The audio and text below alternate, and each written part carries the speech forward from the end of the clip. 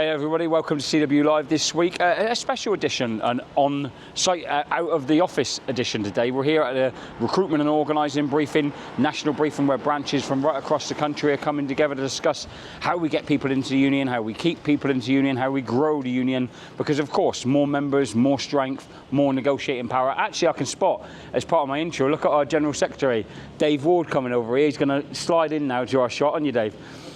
He wasn't planning to, but he is definitely going to. So, yeah, we're doing that intro.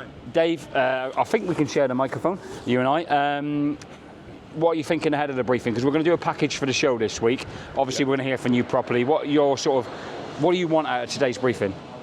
Well, I want the branches and our representatives who are coming here today to unite behind a fresh and more dynamic strategy to recruit new members into the union, both in our traditional areas and in our non-traditional areas. And I think what's key to that is finally working up a plan that everyone is in the same place on, that our resources are used properly, that we recognise the difficulties that are out in the branches. And that's what we'll be talking a lot about, you know, recognising that, supporting them, but also fronting up some of the issues.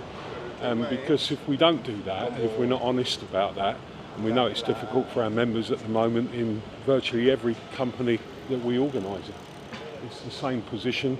By the way, I go to TUC meetings, it's pretty much the same position in every part of the world of work, which is why the New Deal's important. We'll be saying a little bit at the start about Labour and the victory and what we need to do now. You know, we know that there's a landslide, we know it's fragile. We know there's still loads of people who've got different views on politics. We respect that, but we've got to deliver change and we've got to be part of it. Thanks, Dave. So you're here there, so we're going to hear again from Dave throughout the show, talking about pensions, talking about in Royal Mail, talking about the general election, which is a massive thing, and of course talking about recruitment and organising. We'll catch you all in a little bit.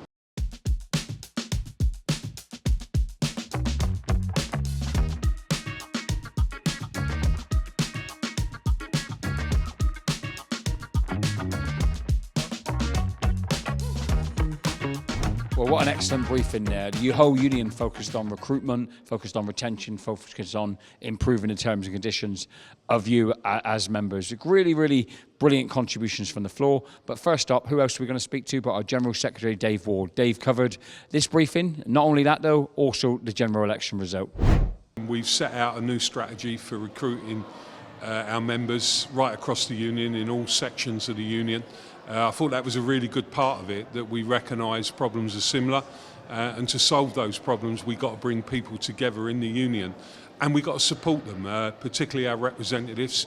We've committed to making sure that we link some of the industrial issues to recruitment, so where we've got problems, you know, where we know the members are facing some difficult issues, we're committing to tackle those issues in a fresh way, in a new way. There's been strategies that have been put to the branches today, and I think overall it was received really well. I think people recognise that it's time for a fresher, more dynamic approach to recruiting, fronting up some of the problems. We're not running away from any of those problems that, you know, our members know exist, we know exist. What we're going to do is join up those problems with a new approach to recruiting and organising our members. And what that does, of course, it gives you a far better chance of solving the problems with the employers. One interesting thing for me was that it's quite clear, you know, we're always saying Royal Mail is a very hostile employer now, not a good employer anymore. And obviously we're dealing with that in other ways. But one of the things I found interesting today is that whilst BT is often presented as some sort of good employer, it's quite clear that there are similar problems there. And I think we've got to approach both of those main companies, but also all of the other companies where we represent our members in the same way, with the same strategy, with the same ideas. We've introduced today a fresh approach, and it's about how we take decisions. And what I went to some length to explain, that many of those decisions will now be taken after listening to some of the good ideas that are in some of the branches. When we look at recruitment levels in all employers, it's all the same.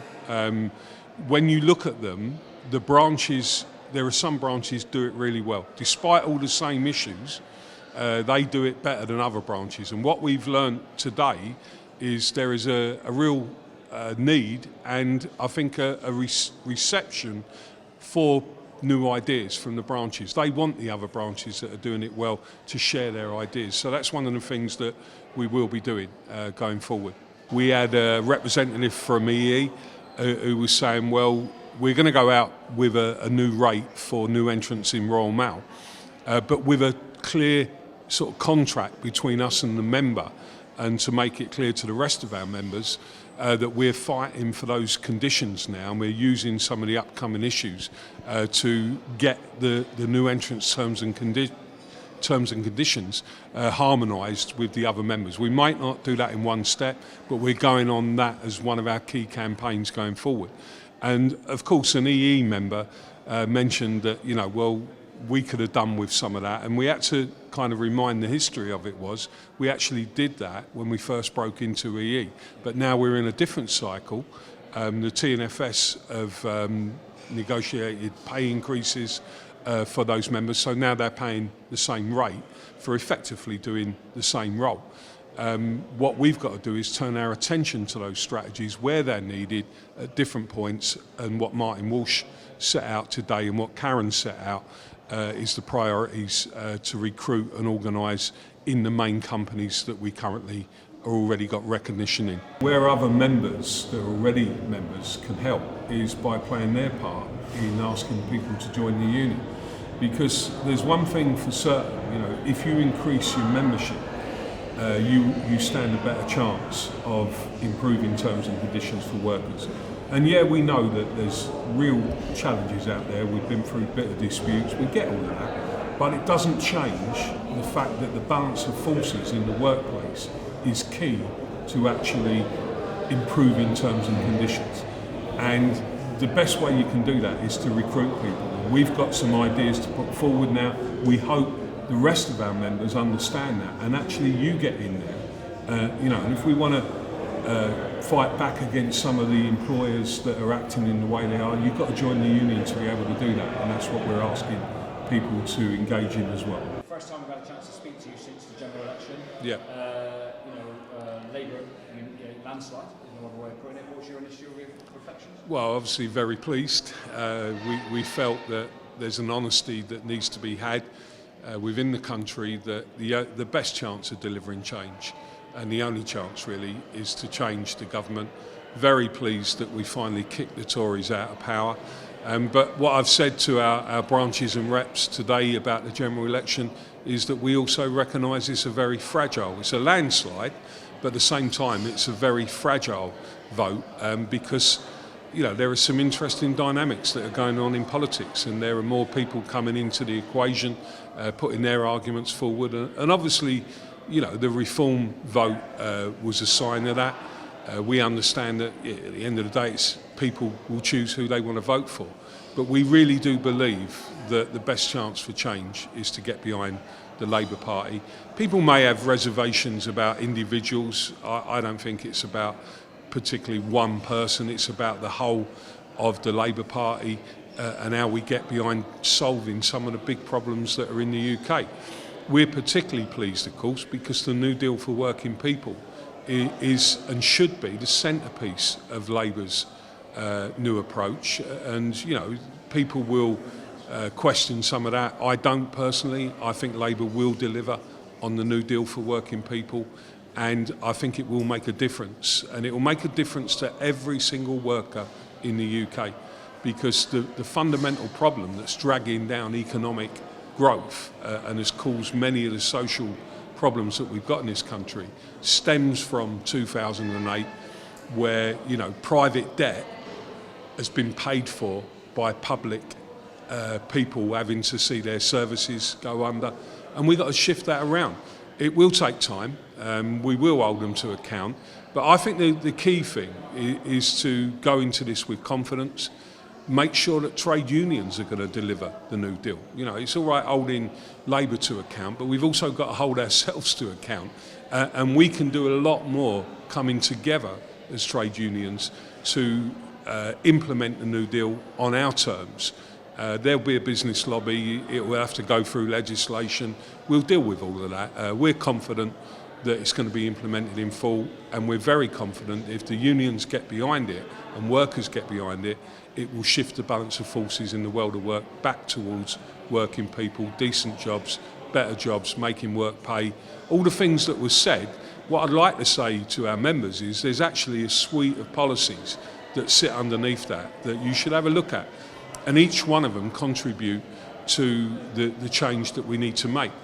And of course we're proud as a trade union because the CWU has spent the last 7 or 8 years understanding that if we don't change the wider world of work, fighting for our members' terms and conditions becomes harder and harder.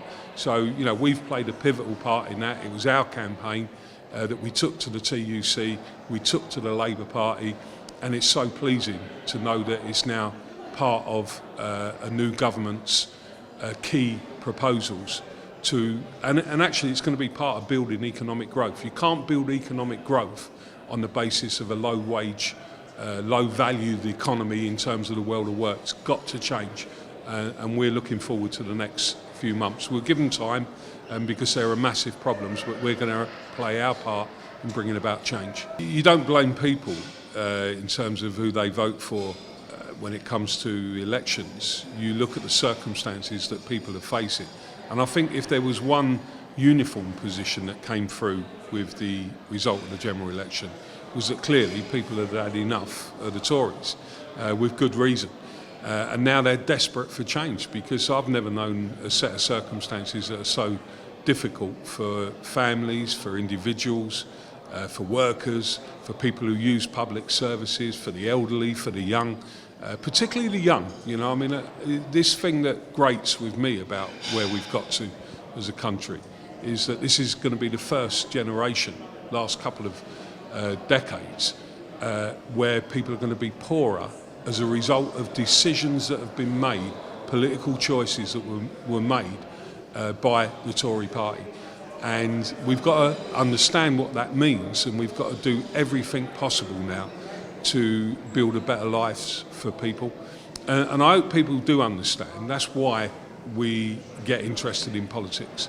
It's always about building a better job, building a better life, getting a better chance to get a house, you know, or a flat or whatever, you know, a roof over your head, and dealing with inequality. If you allow inequality to continue in the levels that we're seeing in this country and across the world, there's a reaction right across the world. We understand that, and in some countries they move to the right. We think the right decision is to back Labour, and we think the trade unions now have a big role in implementing the New Deal for working people and making the lives of our members better all round.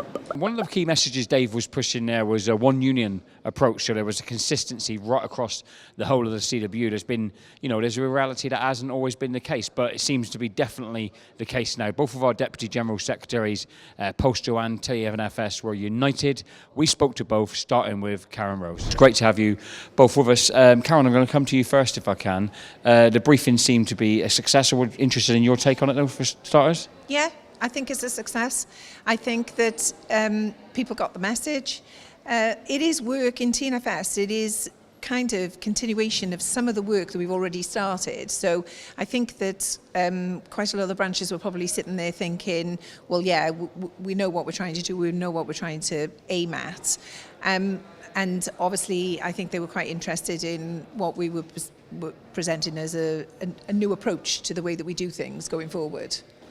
Thanks, Karen. Martin, your take from the off, really. I mean, there was a good attendance, loads of good debate, people putting forward ideas, questions, challenges, if you like. Your take on the briefing? Yeah, I thought it was an excellent briefing, Chris. I think we always said there's a group of non-members which we've got to target, and I think they fall into 3 different brackets.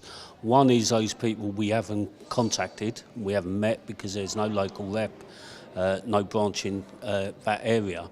The second is those people who left after the dispute. We've got to re-engage with them. We've got to say why they should be in the union.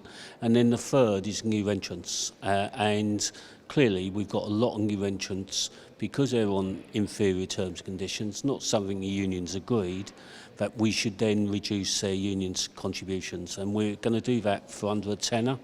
And we're going to say to them, as part of that contract, If you pay, I think it's 101 quid per year, we will fight for you to get more money.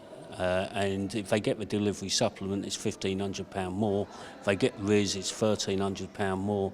If they get the allowance, it's £1,300. And if they get London waiting, it's over £2,000. So we've got a package where we want to really come out of this, engage with branches, engage with our members.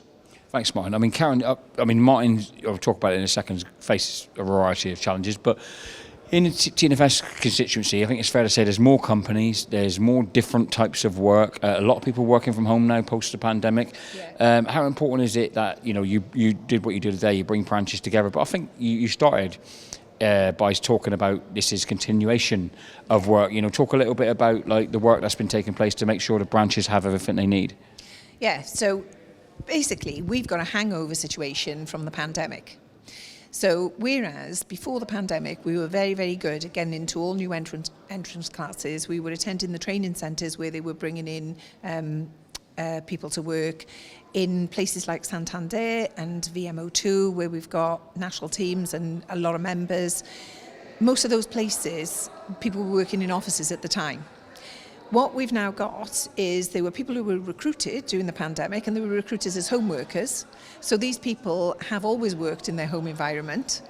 And we've got people who went out to work in their homes and are now back in the offices, right? So there's kind of two groups of people, but there is no doubt about it that we have got, in all of the companies where we represent people, we have got people who are potential members who have not been in the workplace at the time when people were asked to join the union. They didn't attend the new entrance classes when people were asked to join the union. So these are people, there's a hangover period and there's a whole proportion of team members there that we have never asked to join the union, basically. And actually what we find is when you do ask them, people more often join. So it is a case of getting out there and getting access to those people. What our kind of new approach, new methodology is about is actually trying to combat the situation we now find ourselves in, where people are not necessarily in workplaces all of the time. So what we're trying to create is a more active membership base. So with our existing members, trying to get them active, trying to get them to encourage their team members, their team colleagues who are not members of the CWU to either join the union or actually for them to give us their contact details so that one of our reps can contact them and ask them about joining the union. But actually it is about expanding our rep base and our activist base so that we have got a representative of the CWU and somebody that people recognise as a representative of the CWU in every team.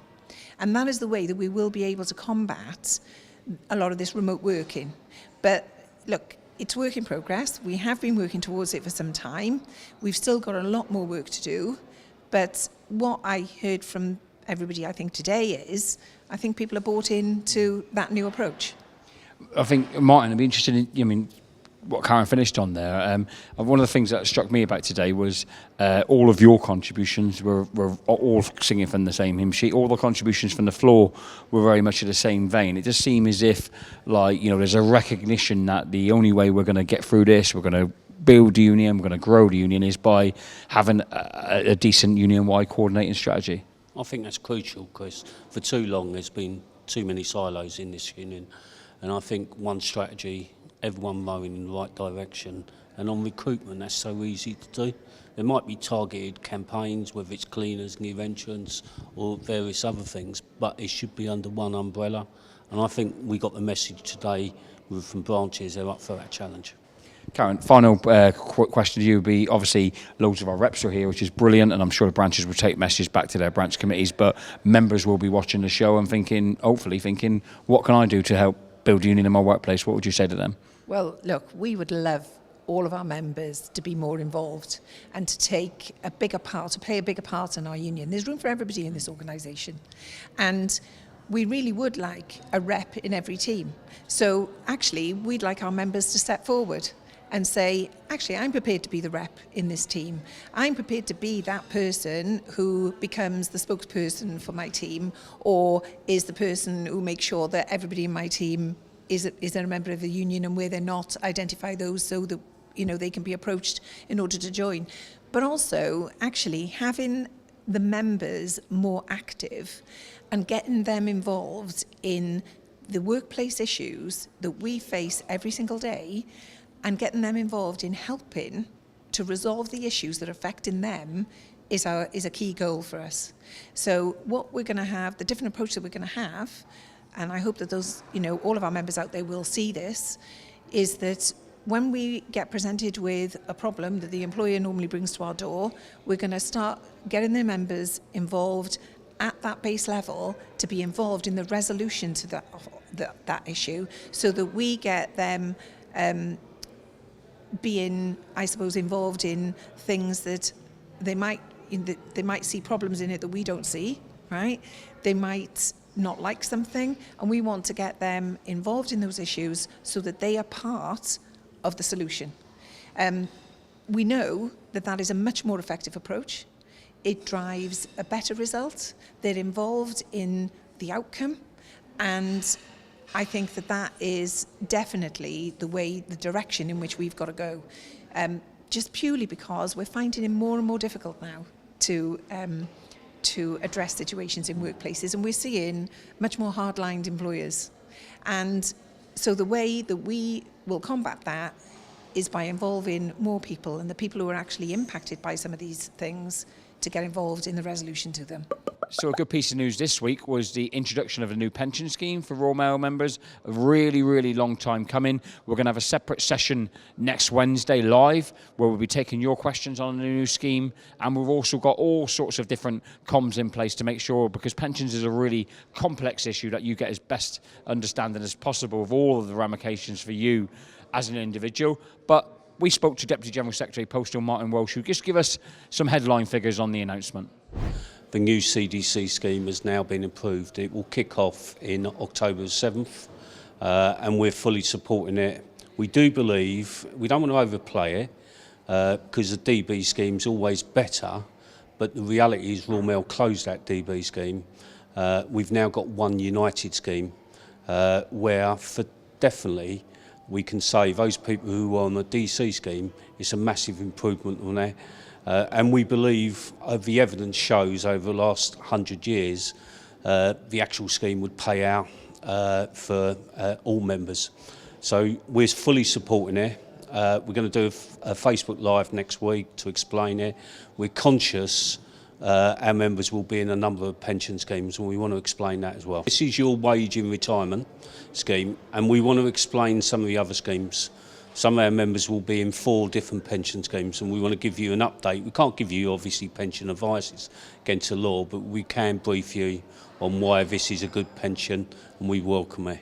We're running a course, Chris, for every rep, and we want to produce that in a booklet, because we're aware those people who were in the final salary scheme, clearly a very good scheme, which was closed in 2008, and a career average was taken place. We want to explain that as well. And then the cash balance, which was meant to run for 1 year, has run for 7 years. So we want to explain that as well. This is a new CDC scheme. There are things we will want to explain on that. We're aware that some people don't like the age 67. That's an ambition for the union to try and change that. But to get the scheme up and running, we had to agree that 67. I think it's good news. Like, we don't want to overplay it ever, because I think pensions, you can't beat a DB scheme. But this, we believe, generally is the best alternative, a CDC scheme. Over years, pension schemes, this union has improved dramatically. And we're aware there's a pension surplus of 1.4 billion in the old DB scheme. And we will be campaigning to use some of that to improve our members' current pension schemes. Outside of this briefing, as always, loads going on across the union. The subject of network changes in Royal Mail, it really does keep going. It keeps lots of pressure out there, lots of opinion from you as the members. Once again, we spoke to Tony Boots from our national executive, who's been working really hard on bettering things alongside all of our officers, and of course the Deputy General Secretary Martin Walsh. Here's the latest update from Tony. We're going to deal with the 12-week review on the post-implementation review so we can try to better mitigate some of the start and finish times that have been impacted in delivery and try and get them better than they were. I think in terms of the cynicism from some of the members, I think we understand that. We've said from day one we think the business have been overcautious in terms of some of their planning, and I think we've started to see the shoots of that already. So we know there's some problems in Scotland. That relates though to the collections operation in Scotland. So because we've had to introduce a new collections operation, because 84% of all the collections were done by delivery staff on SN overtime, because of the late start and finishes, they're not doing that. So the business have recruited circa 190 people. There's circa 70 vacancies still in place. Now that's causing us a bit of a problem in terms of the performance of collections. As soon as we get those vacancies filled, that will better the arrival profile across the UK. And likewise, we do know there's been some problems around the M1, the M6 and the M5 in terms of traffic congestion, and also actually some really bad accidents that just out of the blue. And I know that can happen any time, but for this time of year, that's caught Royal Mail on the hop. One of the things that's been really positive has been some of the reports already around some of the Saturdays. So we've been adamant that the stem times from mail centres to delivery offices would be drastically reduced on a Saturday because there's less people travelling. The first 3 weeks across the country, that's proven. So when we get into that formal PIR process, Chris, we will get to a situation where if local mail centre catchment groups, so our area reps, their interfaces say we've jointly reviewed it, we've agreed this, that'll go up to the divisional reps and rods. They will then sanction that and we'll get signed off nationally at that 12-week PIR where we can better things. One of the positives that we've picked up this morning in some of the conversations with the business is that actually so there's a problem with the network rail. So there's about 18 weeks of the year where there's engineering works, which causes a problem on it. And so it's twofold.